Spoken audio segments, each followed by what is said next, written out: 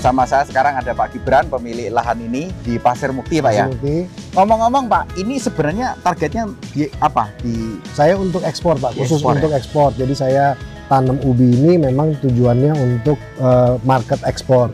Nah kalau market ekspor itu memang kan harus ukuran seragam ya. Hanya diterima itu di ukuran per umbinya, 100 ya? Sampai 300 gram. Per ininya ini? Ya, per umbinya 100 sampai 300 gram. Itu yang bisa diekspor juga, bentuknya mulus, kulitnya nggak ada lanas, nggak ada ini. Nah, kalau dilihat dari bentuk yang kita sudah lihat, antara pakai Iomari dan tidak pakai Iomari, ini kan yang tidak pakai Iomari. Ya. Hanya ada satu yang besar, yang lain kecil-kecil. Nggak seragam. Nah, kalau yang kita pakai Iomari itu ukurannya relatif seragam semua, dengan beratnya yang sama. Hampir sama lah. Ya. Jadi dari sisi saya kalau untuk ekspor lebih banyak yang bisa terpakai. Masuk. Ini kan nggak terpakai. Ya. Ini nggak terpakai. Yang paling terpakai cuman yang ini aja mungkin. Sama ini udah. Tapi kalau yang saya panen dari lahan yang menggunakan Iomari, relatif kalau misalnya ada 6 umbi itu bisa 5 terpakai, 4 terpakai gitu loh.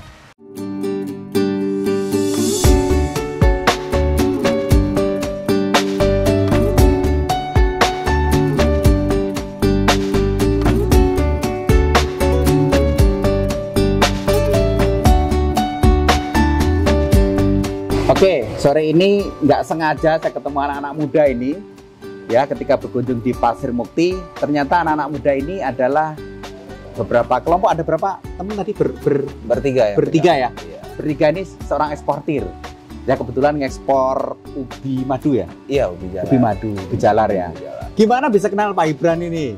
Kan rumahnya di BSD lagi. Gimana bisa ketemu Pak Gibran itu sebenarnya dari rekan bisnis juga, awalnya dari Mas Kris. Jadi awalnya dari beliau, kita tahu tentang ubi dan segala macam. Kita belajar juga mengenai supply ya. Karena kan kita cari supply barang ubi-ubian ini kan nggak gampang ya.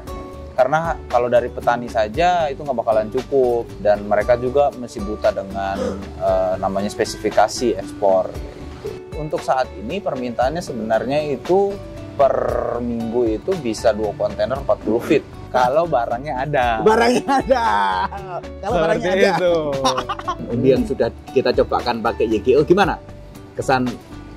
Ya, jadi tadi sempat cerita sama Pak Gibran juga, katanya ada efek di umbi-umbian yang pakai YGO itu ya.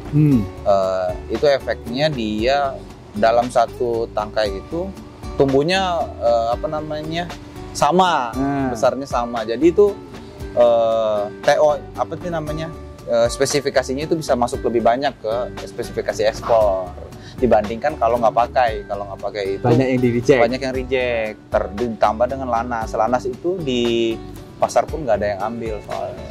Halo, saya lanjutkan ini tadi yang disebut Mas Kris tadi yang ahli ngerti pertanian dan sampai mengenalkan ke Pak Gibran ini adalah ini beliau nih asli. Halo. Solo. Asli Solo, ya. Nah, terus gimana melihat kita sudah punya peluang ya lebih bagus kalau pakai YGO apa?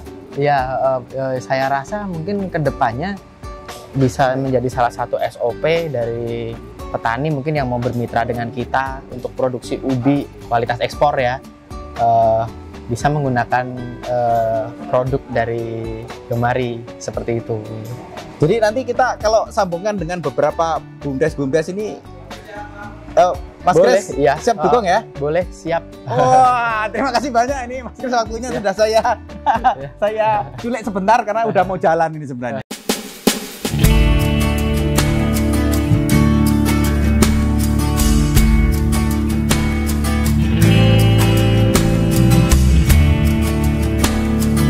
Baik, sekarang kita sudah ada di pasca panen ya, tempat ini khusus, dan ini adalah beberapa hasil ubi ini yang sudah pakai YGO, dan sudah dicuci. Nah ini pakai YGO belum dicuci ya, dan di sana yang nggak pakai YGO ya, nanti kita lihat bandingnya. Nah Pak Gibran, kalau yang sudah ini tadi gangguan nggak bisa kita lihat panennya karena hujan ya? Iya betul. Tapi boleh mungkin ceritain Pak sedikit perbedaannya apa saja? Jadi perbedaan yang nyata itu dari awal tanam itu di ubi yang pakai Iomari itu di lahannya itu lebih hijau. Di awal-awal kelihatan. Ya, udah kelihatan. Daunnya lebih hijau, lebih subur. Cuman kan memang ada pertimbangan kalau ubi itu belum tentu kalau daunnya bagus, ubinya itu. Yang kita harapkan justru kan ubinya. Jadi saya masih ketar-ketir. Nah, pembuktiannya ya pada waktu kita panen saat ini. Begitu kita ambil ubinya, ubi yang menggunakan Yomari itu ukurannya lebih merata. Beratnya hampir sama, merata. Jadi kalau satu batang itu bisa panen 7-8 umbi, itu rata semua. 7-8 umbi dengan ukuran yang cukup baik lah untuk diekspor. Nah itu yang kelihatan jelas lah. Sekarang yang saya udah lihat setelah 3,5 bulan, saya bandingkan lahan yang nggak pakai Yomari sama lahan yang pakai Yomari, meskipun perlakuannya sama semua untuk pupuk-pupuk yang lain dan treatment-treatment yang lain. Yang membedakan hanya pakai Yomari sesuai dengan instructionnya aja gitu. Oke. Jadi intinya judulnya ujung-ujungnya saya puas ya Pak. Saya sangat puas pakai Yomari. Bahkan saya mungkin seluruh lahan nanti kedepannya semua pakai Yomari aja udah. Berikut juga dengan mitra-mitra yang lain yang kerja sama-sama saya pasti akan kasih tahu mereka harus pakai Yomari ini untuk bisa meningkatkan produksi mereka. Karena kan kita kerjasamanya ya saya janji untuk membeli hasilnya mereka. Nah, hasilnya mereka kan juga harus masuk kualitas ekspor. Ya pasti saya harus ajarkan dengan teknologi yang sama, termasuk penggunaan Yomari ini. Gitu. Kalau memang ada yang serius, misalnya ada BUMDes tertentu serius nih, ngedukasi.